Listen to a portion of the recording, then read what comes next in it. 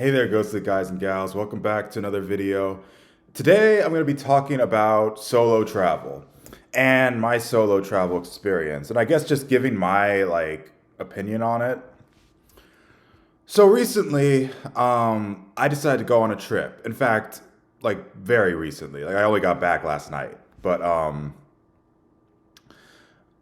I was like, I knew I wanted to go on a trip because I'm going to grad school in a few months, and I mean I'm working and stuff, but Fourth of July weekend's coming up, and I was originally planning to go then because I'm gonna get an extra day off, but like this weekend just it kind of like all the stars aligned, and then it just felt like the right moment because I want to hang out with my friend this weekend, but then they were busy, and then my sister was out of town too, and like I was like, I don't want to be by myself all weekend at the house doing nothing. Um, so I was like, yeah, you know what? Let's do it like tonight. And like I got off of work at like 9:30, and I went home and like I ate and I packed some stuff up, and I left 2 hours later. And yeah, I didn't go to sleep until 10 p.m. the next day at my hotel in St. Louis. So I drove up to Fayetteville, Arkansas from New Orleans. Well, to be fair, actually, I made like a quick stop at Vicksburg on the way to Fayetteville because I'd been wanting to go to Vicksburg for a while. And to be fair, I didn't really want to do anything there. I just kind of wanted to like pop in and let's see what it's like. And it was like 2 a.m. when I was there. So I mean, yeah, there wasn't really much I could do anyway. So I just kind of like drove around Vicksburg, and then when I got my fills, okay, on to Fayetteville. And I went there, and that was really cool. Then I went up to like Joplin and Kansas, like that area of Missouri. Then I went to St. Louis, and I checked into a hotel there for a couple nights, and I did some stuff around the city. It was really really cool. And then on the way back, I stopped in Kentucky, just kind of like see what it was like, and back to New Orleans. And I stopped for lunch, at some place in like Mississippi. It wasn't a, it was just like Chili's, it's a random exit at like the very top of Mississippi. But yeah, I mean that was about it. And the verdict, I enjoyed myself, but like I don't know. It was very obvious that it felt kind of like hollow. Like, I don't know. I guess it's kind of like if you. I mean, this is a really weird analogy, but it's like if like you got isekai into some other dimension or other life where you were like really rich, but then you had like no network. So it's just kind of like you have all this money, you could like do all these sorts of crazy things and like live life to its fullest extent, but it's like I don't really have any friends or family or anybody. And obviously, I mean, I wasn't rich. I wasn't living the high life in St. Louis. Like, I got a decent hotel, and that was about it. And I got to go out to eat a lot. I mean, I guess that's a lot more than most people can say that they can do. But I guess I'm using that example because it was like, at certain points, the trip was like, this is so cool. Like, oh my gosh, I'm on Route 66 right now. I'm in Kansas. And I know that might sound weird. Like, what's so great about Kansas? Especially if you're only there for like 10 minutes. But I have this obsession with going to like a bunch of states so I can go to all 50 states by the end of my life. And I knocked out 4 states on this trip. I had never been to Kansas, Missouri, Illinois. I popped over to Illinois too. I walked across like the bridge, and I went to like East St. Louis, and I also went to a CVS in Illinois, and then Kentucky. So I knocked all those states out. So that was really cool, and like there were so many cool things, like the St. Louis Arch, like that was amazing. It was like so much like I don't know bigger than I expected. And, like just being there, like I don't know. It's like it was so much more impressive to me than like I've been to New York City, and of course the buildings there are huge, but like I guess because the St. Louis Arch is like not a building, but like a huge monument. It was like so much more impressive to me than like the One World Trade Center, or the Empire State, but anything like that. I was like, wow, this is really cool. And I wanted to go to the top, but apparently you have to like book it in advance, and then like I just thought you could just do it. Like I didn't even know. Like I thought there were stairs that led to the top, like the Washington Monument. So I kind of was like, oh, I think like nobody does it because nobody wants to climb up all those stairs. I mean, it was yeah. I've been to Washington D.C. a million times. My family has never gone up to the top of the Washington Monument. They're like, we're not going up all those stairs, you know. But yeah, you actually need to book it, and there's some weird like tram that takes you to the top. It's like inside the like the arch legs. But in any case, so like some there were like really high highs on that trip, but then there were also like really like low lows.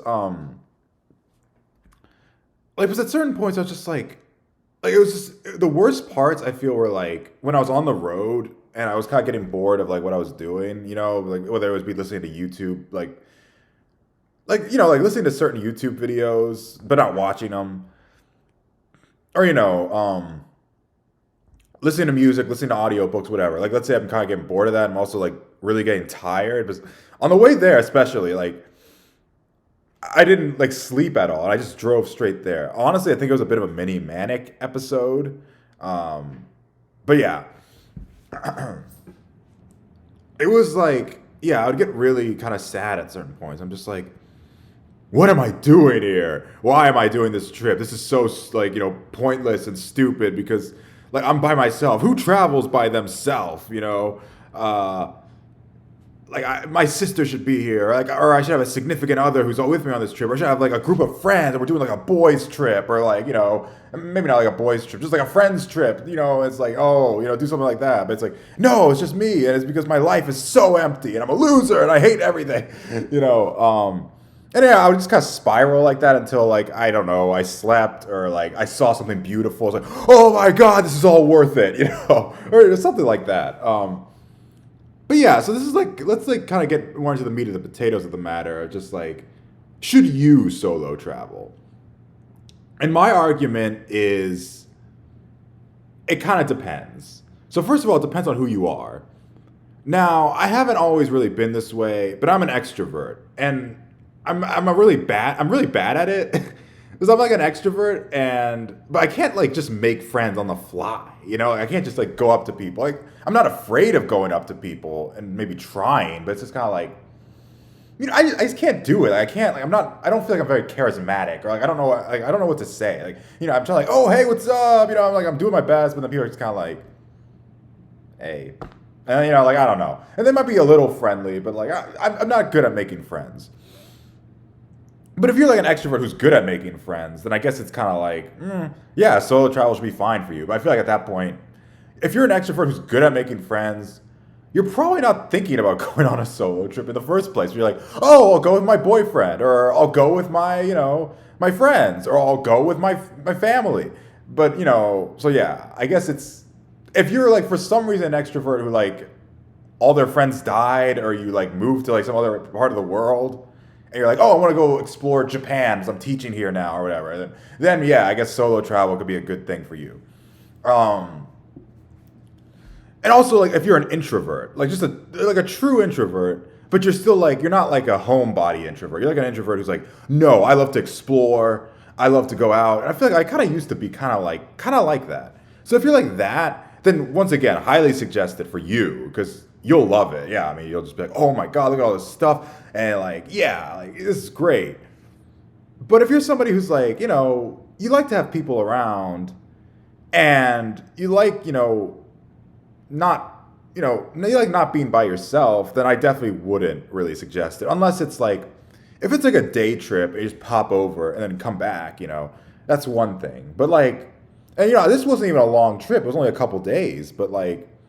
I can't imagine if I like would have done something really crazy. I mean, I can't even afford it at this point. But if I could, and I said, I'm gonna like go fly to, I don't know, Vancouver, and I'm gonna spend a week there or something, I'd go out of my mind. Like I would like literally go out of my mind. Like unless like I really just found so many activities to fill the day with to distract myself. Like I feel like maybe I could have done more if I would have like kept like doing like a road trip. So that way it's like I'm driving a lot. There's all sorts of cool destinations I can stop to, you know. Maybe I could have done that. Like if I said, "Oh, I'm going to drive to Vancouver and like spend a few days and then come back." Then maybe that would have been better. In fact, it definitely would have been better than like flying. So I guess if you're going to solo travel, I definitely suggest like do something where like the travel itself is more fun. Like don't go on a plane. I if I like solo traveled on a plane, if like maybe if it was a few days I could do it, but like the road trip and like, you know, doing all that was part of like a lot of the fun. You know, I guess a train would be good too, something like that, but yeah, I guess don't take a plane is also maybe a bit of advice I'd give. Um But yeah, like at certain points when I reached like Fayetteville, I was kind of like looking for Louisiana plates, and I was like, "Ooh, like let me see if I can find another Louisianan, and then like we could be friends because we're bonding because we're not in Louisiana, but we're from Louisiana, or something weird like that." And I'll tell you what, I didn't see one Louisiana plate. I don't think like the whole time from when I was in Fayetteville until I got to like Louisiana itself. Like even when I was like right like kind of near Louisiana, like when I was going down past Jackson. I only saw like Mississippi plates. I did not see any Louisiana plates. So yeah, I was getting kind of desperate. I was like, oh, you know, like I wish I had somebody here. And yeah, I just feel like you know sometimes maybe people like glorify solo travel in certain like spheres of the internet. And I think that one of the great parts of solo travel is you get to dictate everything. Like you don't have to like check it with your partner, your friends, or like your family or kids, whatever. You can just be like, "Oh, I want to go do this." You know, I want to go on this like, you know, weird like tour of this thing that like is really niche and only I like it, or you know, whatever. You know, you can just do whatever you want. You know, if you want to just like not leave and just stay in the hotel room, you can do that too. Um, so that's like probably the big advantage of solo travel. Because even if I was with like other people, unless they just like completely gave the scheduling to me, and they're like, you get to dictate everything because we're so bad at planning or like we're so like indecisive, then it would be like, okay, cool. That would be awesome. But like, you know, if I was the dictator of the friends trip or whatever. But like, you know, I feel like I would have to be like kind of like running things by other people because it's like, oh, we can't go to that burger place because oh, there's no vegan options, or like, oh, I can't go like on this like this walk because I have a bum knee. Like we have to go do something else. And it's like, like, you know. So that's like I think that's the big draw of solo travel is you decide what you want to do, and nobody can like tell you otherwise, basically. So I guess if you're like an extrovert who really easily makes friends like that, or you're an introvert who hates everybody but you love to travel, um, and you're a control freak, solo travel is definitely for you. Otherwise, yeah, I really wouldn't suggest it. I would just say if you're getting wanderlust or restlessness in your veins, like maybe just pop over to some place like 8 hours away, like and then just come back. You know, um, because you know I've done that millions of times. Well, not millions. You know what I mean? Like a lot of times I've done that, like just a day trip, not staying at a hotel and like going to like a completely new city.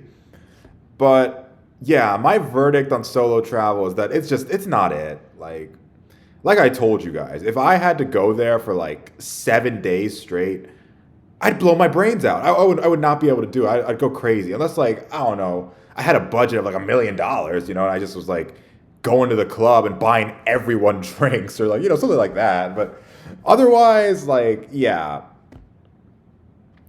you know, it's just not the same. Like I was thinking about going to Six Flags.